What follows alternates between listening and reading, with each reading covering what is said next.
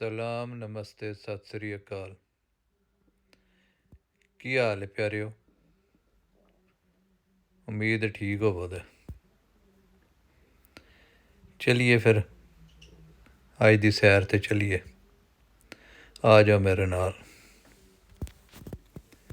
ਅੱਜ ਮੇਰੇ ਜ਼ਿਹਨ ਦੇ ਵਿੱਚ ਕਦੀ ਬਚਪਨ 'ਚ ਇੱਕ ਮਜ਼ਮੂਨ ਪੜ੍ਹਿਆ ਸੀ ਸਰ ਸੈਯਦ ਅਹਿਮਦ ਖਾਨ ਦਾ,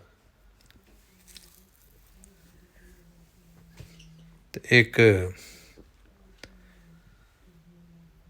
FA ਜਾਂ BA ਦੇ ਵਿੱਚ ਇੱਕ ਕਹਾਣੀ ਹੁੰਦੀ ਸੀ ਖਿੱਪਲ ਦੀ। ਉਹ ਮੇਰੇ ਜ਼ਿਹਨ ਦੇ ਵਿੱਚ ਇੰਝ ਹੀ ਗੱਲਾਂ ਘੁੰਮ ਗਈਆਂ। ਇਹ ਖੁਸ਼ਾਮਦ ਦੇ ਉੱਤੇ ਕਿ ਜਿਹੜੇ ਹੁੰਦੇ ਸਨ ਨਾ ਬਾਦਸ਼ਾਹ ਸਲਾਮਤ ਜਾਂ ਨਵਾਬ ਹੁੰਦੇ ਸਨ ਜਾਂ ਵੱਡੇ ਜਿਹੜੀ ਵੀ ਅਫਸਰਸ਼ਾਹੀ ਹੁੰਦੀ ਸੀ, ਹਾਂਜੀ, ਰਾਜੇ ਮਹਾਰਾਜੇ, ਉਹ ਬਾਕਾਇਦਾ ਆਪਣੇ ਦਰਬਾਰਾਂ ਦੇ ਵਿੱਚ ਜਿਹੜਾ ਨਾ ਉਹ ਖੁਸ਼ਾਮਦੀ ਰੱਖਦੇ ਹੁੰਦੇ ਸਨ। ਮਤਲਬ ਉਹਨਾਂ ਦਾ ਹਰ ਅਹੁਦੇਦਾਰ ਹੀ ਉਹ ਬੇਸਿਕਲੀ ਉਹਨਾਂ ਦੀ ਉਹ ਖੁਸ਼ਾਮਦ ਦਰਾਮਦ ਦੇ ਉੱਤੇ ਹੀ ਉਹਦਾ ਸਾਰਾ ਉਹ ਬੇਸ ਹੁੰਦੀ ਸੀ। ਜਿਵੇਂ ਕੋਈ ਅਗਰ ਵਜ਼ੀਰ ਆਜ਼ਮ ਹੈ ਤਾਂ ਉਹ ਸਾਰਿਆਂ ਤੋਂ ਵੱਡਾ ਚਾਪਲੂਸ ਔਰ ਖੁਸ਼ਾਮਦੀ ਹੁੰਦਾ ਸੀ। ਫਿਰ ਇੰਝ ਦਰਜਾ ਬਦਰਜਾ ਬਾਕੀ ਜਿਹੜੇ ਮੁਸਾਹਬੀਨ ਦਰਬਾਰੀ ਹੁੰਦੇ ਸਨ। ਔਰ ਇਹ ਪੂਰੀ ਦੁਨੀਆ 'ਚ ਇਹ ਹੀ ਰਿਵਾਜ ਸੀ। ਅਤੇ ਜਦੋਂ ਸਬ ਕੰਟੀਨੈਂਟ ਦੇ ਵਿੱਚ ਗੋਰੇ ਆਏ ਅਤੇ ਉਹਨਾਂ ਨੇ ਉਸੇ ਖੁਸ਼ਾਮਦ ਦਰਾਮਦ ਕਰਕੇ ਹੀ ਚਾਪਲੂਸੀ ਕਰਕੇ ਬਾਦਸ਼ਾਹਾਂ ਦੀ ਖਿਦਮਤ ਖਾਤਰ ਕੀਤੀ ਇੱਥੇ ਹਿੰਦੁਸਤਾਨ ਦੇ ਵਿੱਚ, ਅਤੇ ਉਹਨਾਂ ਦੀ ਕੁਰਬਤ ਉਹਨਾਂ ਹਾਸਿਲ ਕੀਤੀ। ਅਤੇ ਫਿਰ ਜਦੋਂ ਉਹਨਾਂ ਨੇ ਇੱਥੇ ਦਾਅਦ ਫੈਲਾ ਕੇ ਕੋਈ ਉਹ ਕਬਜ਼ੇ ਕਰ ਲਏ, ਅਤੇ ਫਿਰ ਉਹ ਆਪ ਇੱਥੇ ਦੇ ਬਾਦਸ਼ਾਹ ਬਣ ਬੈਠੇ। ਅਤੇ ਫਿਰ ਉਹਨਾਂ ਇੱਥੇ ਵੇਖਿਆ ਵੀ ਜਿਹੜੇ ਜੋ ਇੱਥੇ ਦਾ ਉਹ ਨਿਜ਼ਾਮ ਸੀ ਨਾ ਖੁਸ਼ਾਮਦ ਦਾ, ਉਹ ਵੈਸੇ ਤਾਂ ਇੱਥੇ ਮਤਲਬ ਉਹਨਾਂ ਦੀ ਆਪਣੀ ਬਾਦਸ਼ਾਹੀ 'ਚ ਵੀ ਉਹ ਹੈ ਹੀ ਸੀ, ਪਰ ਉਹ ਜਿਹੜਾ ਸਬ ਕੰਟੀਨੈਂਟ ਦੇ ਵਿੱਚ ਜਨਾਬ ਅਤੇ ਉਹ ਲੰਮੇ ਚੌੜੇ ਜਿਹੜਾ ਉਹ 20 ਗਜ਼ ਦੇ ਅੱਗੇ ਅਤੇ 20 ਗਜ਼ ਦੇ ਪਿੱਛੇ ਨਾਵਾਂ ਦੇ ਉਹ ਜਿਹੜਾ ਲੱਗਦੇ ਸਨ ਨਾ ਜੀ, ਉਹ ਸਾਬਕੇ ਇਲਾਕੇ, ਉਹ ਅਖੀਰ ਹੀ ਸਨ। ਉਹ ਫਿਰ ਉਹਨਾਂ ਨੇ ਆਖਿਆ ਕਿ ਇਹ ਬੰਦਿਆਂ ਦੀ ਰਵਸ਼ ਜਿਹੜੀ ਹੈ ਨਾ ਇਹ ਬੜੀ ਗੁਲਾਮਾਨਾ ਹੈ, ਅਤੇ ਇਹ ਉਹ ਢੱਗੇ ਨੇ ਜਿਨ੍ਹਾਂ ਜਿਹੜੇ ਪੰਜਾਲੀ 'ਚ ਸਿਰ ਸੱਟ ਕੇ ਲੱਗੇ ਨੇ ਜੁੱਪੇ ਨੇ, ਇਹਨਾਂ ਨੂੰ ਉੱਠਣ ਨਾ ਦਈਏ। ਉਹ ਫਿਰ ਉਹਨਾਂ ਨੇ ਉਂਝ ਦੀਆਂ ਗੱਲਾਂ ਉਹਨਾਂ ਨੂੰ ਸਿਖਾਈਆਂ। ਉਹ ਅਸੀਂ ਵੀ ਉਹ ਉਸੇ ਨਿਜ਼ਾਮੇ ਤਾਲੀਮ ਦੇ ਪੜ੍ਹੇ। ਉਹ ਸਾਨੂੰ ਫਿਰ ਸਕੂਲਾਂ ਦੇ ਵਿੱਚ ਜਿਹੜਾ ਨਾ ਜੀ ਉਹ ਸਿਖਾਇਆ ਜਾਂਦਾ ਸੀ ਕਿ ਦਰਖਾਸਤ ਸ਼ੁਰੂ ਵੀ ਹੋਣੀ ਹੈ ਅਤੇ ਉਹ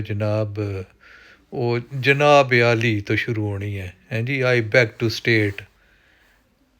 ਬੜਾ ਉਹਦੇ 'ਚ ਜਿਹੜਾ ਨਾ ਉਹ ਜਿਵੇਂ ਕੋਈ ਛੁੱਟੀ ਲੈਣੀ ਹੈ ਨਾ ਸਕੂਲੋਂ, ਅਤੇ ਉਹ ਇੰਝ ਹੀ ਹੈ ਵੀ ਜਿਵੇਂ ਲੇਟ ਹੀ ਜਾਣਾ, ਪੈਰੀਂ ਪੈ ਜਾਣਾ ਉਸਤਾਦ ਦੇ। ਅਤੇ ਇਹ ਹਾਲ ਦਫਤਰਾਂ ਦੇ ਵਿੱਚ ਹੁੰਦਾ ਸੀ, ਯੂਅਰਸ ਓਬੀਡੀਐਂਟਲੀ ਯੂਅਰ ਸਰਵੈਂਟ, ਹਾਂਜੀ। ਉਹ ਇੰਝ ਦੇ ਜਿਹੜੇ ਨਾ ਅਲਫਾਜ਼ ਜਿਹੜੇ ਨਾ ਇਸਤੇਮਾਲ ਕਰਨੇ, ਔਰ ਉਹ ਚੀਜ਼ਾਂ ਉਹ ਇਹਨਾਂ ਆਪਣੇ ਮੁਲਕਾਂ 'ਚ ਕੋਈ ਨਹੀਂ ਰੱਖੀਆਂ। ਇੱਥੇ ਜਿਹੜਾ ਨਾ ਇਹ ਸਿੱਧਾ ਹੀ ਆਈ ਸਟੇਟ ਤੋਂ ਕੰਮ ਸ਼ੁਰੂ ਕਰ ਦਿੰਦੇ ਨੇ। ਅਤੇ ਸਨ ਅਜੇ ਵੀ ਉਹ ਗੋਰਾ ਸਾਹਿਬ 'ਤੇ ਆ ਗਿਆ ਅਤੇ ਕਾਲਾ ਸਾਹਿਬ ਖੈਰ ਨਾਲ ਉੱਥੇ ਹੀ ਹੈ, ਔਰ ਉਹ ਸਾਡਾ ਸਿਰ ਜਿਹੜਾ ਨਾ ਉਹ ਮਿੱਟੀ 'ਚ ਰਗੜੀ ਆਉਂਦਾ। ਉਹ ਹਰ ਥਾਂ ਦਾ ਆਈ ਬੈਗ ਹੀ ਆਖ, ਅਤੇ ਫਿਰ ਹੀ ਮੈਂ ਤੇਰੇ 'ਤੇ ਕੋਈ ਮਿਹਰਬਾਨੀ ਕਰਨੀ ਹੈ। ਸੋ ਇਹ ਜਿਹੜੀਆਂ ਇੰਝ ਦੀਆਂ ਚੀਜ਼ਾਂ ਹੁੰਦੀਆਂ ਨਾ ਜੀ, ਉਹਦੇ ਨਾਲ ਬੇਸਿਕਲੀ ਸਾਡੇ ਜ਼ਿਹਨ ਜਿਹੜੇ ਨੇ ਉਹ ਬਣਾਏ ਜਾਂਦੇ ਨੇ। ਉਹ ਅਸੀਂ ਆਜ਼ਾਦੀ ਦਾ ਜਿਹੜਾ ਨਾ ਉਹ ਕੋਈ ਕੰਸੈਪਟ ਵੀ ਤਸੱਵਰ ਵੀ ਉਹ ਬੰਦਿਆਂ ਦੇ ਜ਼ਿਹਨਾਂ 'ਚ ਨਹੀਂ ਆਉਣ ਦੇਣਾ ਚਾਹੁੰਦੇ। ਮਾਂ ਪਿਓ ਜਿਹੜਾ ਉਹ ਆਪਣੇ ਬੱਚਿਆਂ ਨੂੰ ਰਗੜਾ ਦਿੱਤੀ ਰੱਖਦਾ, ਉਸਤਾਦ ਆਪਣੇ ਸ਼ਾਗਿਰਦਾਂ ਰਗੜਾ ਦਿੱਤੀ ਰੱਖਦਾ, DC ਆਪਣੇ ਜ਼ਿਲ੍ਹਨ ਬਾਂਹ ਦਿੱਤੀ ਰੱਖਦਾ। ਅਤੇ ਉਹ ਇੰਝ ਹੀ ਜਿਹੜੀ ਹੈ ਨਾ ਇਹ ਰਗੜਾ ਜਿਹੜਾ ਇਹ ਕਮਾਂਡਰ ਇਨ ਚੀਫ ਆਰਮੀ ਨੂੰ ਦਿੱਤੀ ਰੱਖਦਾ। ਅਤੇ ਇਹ ਇੱਕ ਸਿਲਸਿਲਾ ਜਾਰੀ ਹੈ।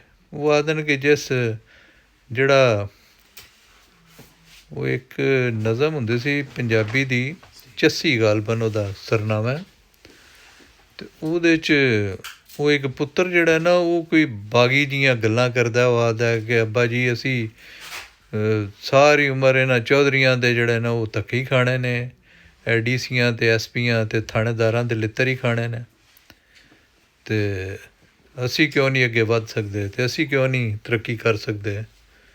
ਸਾਡਾ ਕੀ ਕਸੂਰ ਹੈ? ਸਾਨੂੰ ਐਵੇਂ ਸ਼ਾਮੀ ਬਾਹਰ ਫਿਰਦੇ ਵੀ ਹੋਈਏ, ਕੁਝ ਵੀ ਨਾ ਕਰੀਏ ਅਤੇ ਉਹ ਸਿਪਾਹੀ ਫੜ ਕੇ ਲੈ ਜਾਂਦਾ। ਅਤੇ ਉਹ ਪਿਓ ਜਿਹੜਾ ਨਾ ਉਹਦਾ ਖੌਫਜ਼ਦਾ ਹੋ ਗਿਆ, ਅਤੇ ਉਹ ਆਪਣੇ ਪੁੱਤਰ ਨੂੰ ਆਖਦਾ ਕਿ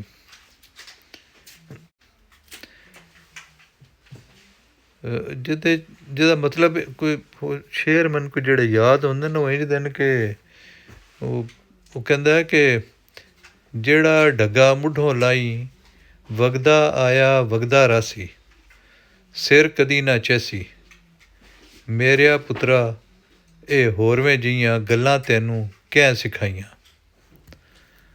ਮਤਲਬ ਉਹ ਆਪਣੇ ਪੁੱਤਰ ਨੂੰ ਨਸੀਹਤ ਕਰਦਾ ਹੈ ਕਿ ਇੰਝ ਦੀਆਂ ਗੱਲਾਂ ਨਾ ਕਰ, ਤੂੰ ਮਰੀਜ਼ ਆਸੇ। ਇੱਥੇ ਆਜ਼ਾਦੀ ਦੀਆਂ ਗੱਲਾਂ, ਇੱਥੇ ਅੱਗੇ ਵਧਣ ਦੀਆਂ, ਇੱਥੇ ਇਕੁਐਲਿਟੀ ਦੀਆਂ ਗੱਲਾਂ, ਬਰਾਬਰੀ ਦੀਆਂ, ਮਸਾਵਾਤ ਦੀਆਂ, ਅਦਲ ਦੀਆਂ ਗੱਲਾਂ ਉਹ ਨਾ ਕਰ। ਬਈ ਕਿਉਂ ਨਾ ਕਰੇ? ਇਹ ਸਨ ਜਿਹੜਾ ਨਾ ਇਹ ਮਨਾਸੁਲ ਕੌਮ ਜਿਹੜਾ ਇਹ ਪਿੱਛੇ ਰੱਖਣ ਵਾਸਤੇ ਜਿਹੜੇ 4 ਬੰਦੇ ਉੱਤੇ ਬਾਂਦਰ ਸਾਡੇ ਦੇ ਉੱਤੇ ਸਿਰਾਂ 'ਤੇ ਆ ਕੇ ਬਹਿ ਗਏ ਨਾ, ਉਹਨਾਂ ਨੇ ਮੁਸਲਸਲ ਹੀ ਦੱਸਿਆ ਕਿ ਵੀ ਸਾਰੇ ਰਿਸੋਰਸਿਸ ਜਿਹੜੇ ਨੇ ਸਾਡੇ ਨੇ, ਸਾਡੇ ਮੂੰਹੋਂ ਡੱਠਾ ਤੁਸਾਂ ਖਾਣਾ ਅਤੇ ਬਸ ਤੁਸੀਂ ਇੰਝ ਹੀ ਵਗਦੇ ਹੀ ਰਹਿਣਾ। ਸੋ ਜਨਾਬ ਉਹ ਜਿਹੜੇ ਖੁਸ਼ਾਮਦੀਨ ਉਹਨਾਂ ਨੇ ਉਹ ਇਹਨਾਂ ਬਾਂਦਰਾਂ ਦੇ ਦਿਮਾਗ ਖਰਾਬ ਕੀਤੇ ਨੇ, ਅਤੇ ਉਹ ਸਾਡੀ ਸੁਸਾਇਟੀ ਦੇ ਵਿੱਚੋਂ ਭਗਤ ਸਿੰਘ ਅਤੇ ਦੁੱਲਾ ਭੱਟੀ ਅਤੇ ਜਿਹੜੇ ਸਨ ਨਾ ਜੀ ਉਹ ਸਿਰ ਚੁੱਕਣ ਵਾਲੇ ਬਾਗੀ ਕਿਰਦਾਰ ਉਹ ਖ਼ਤਮ ਹੋ ਗਏ ਨੇ,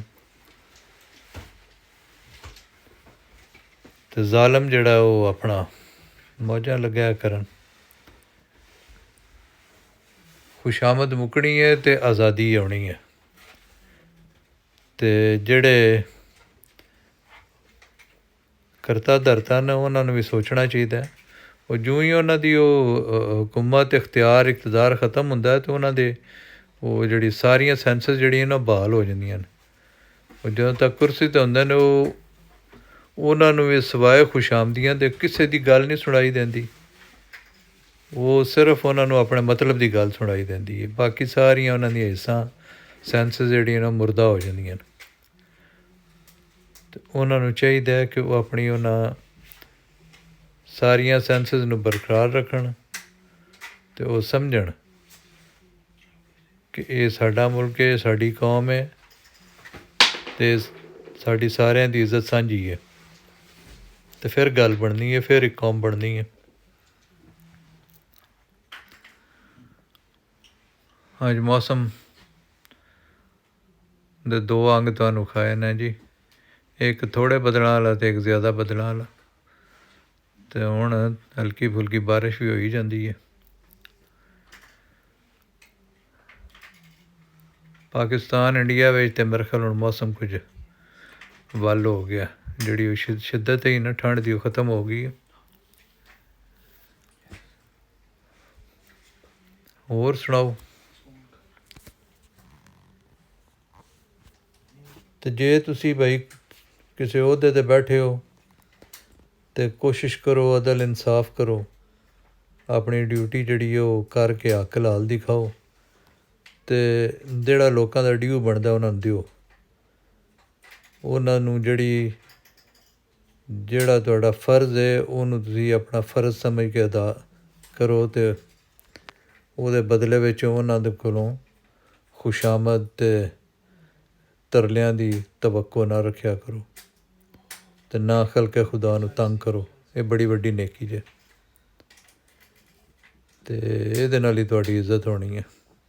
ਵਰਨਾ 20-25 ਸਾਲ ਨੌਕਰੀ ਦੇ ਐਵੇਂ ਪਤਾ ਵੀ ਨਹੀਂ ਲੱਗਣਾ, ਹੈ ਮੁੱਕ ਜਾਣੇ ਨੇ ਅਤੇ ਤੁਸੀਂ 4 ਛੋਡੇ 'ਤੇ ਇਕੱਠੇ ਕਰ ਲੈਣੇ, ਪਰ ਉਹਦੇ ਬਾਅਦ ਤੁਹਾਨੂੰ ਕਿਸੇ ਬੰਦੇ ਨੇ ਕੁੱਤੇ ਜਿਹੜਾ ਮੂੰਹ ਵੀ ਨਹੀਂ ਲਾਉਣਾ ਹੈਂ। ਇਸ ਵਾਸਤੇ ਆਪਣੀ ਇੱਜ਼ਤ ਜਿਹੜੀ ਹੈ ਨਾ ਉਹ ਕਮਾਓ, ਪੈਸੇ ਨਾ ਕਮਾਓ। ਪੈਸੇ ਤਾਂ ਫਿਰ ਜਿਹੜੀ ਕਿਸਮਤ ਆਉਣੀ ਹੈ, ਪੈਸੇ ਦੇ ਨਾਲ ਕਦੀ ਇੱਜ਼ਤ ਨਹੀਂ ਜੇ ਲੱਭੀ। ਜੇ ਪੈਸੇ ਨਾਲ ਇੱਜ਼ਤ ਹੁੰਦੀ ਨਾ ਅਤੇ ਸਾਰਿਆਂ ਤੋਂ ਜ਼ਿਆਦਾ ਪੈਸਾ ਕੰਜਰਾਂ ਕੋਲ ਹੈ।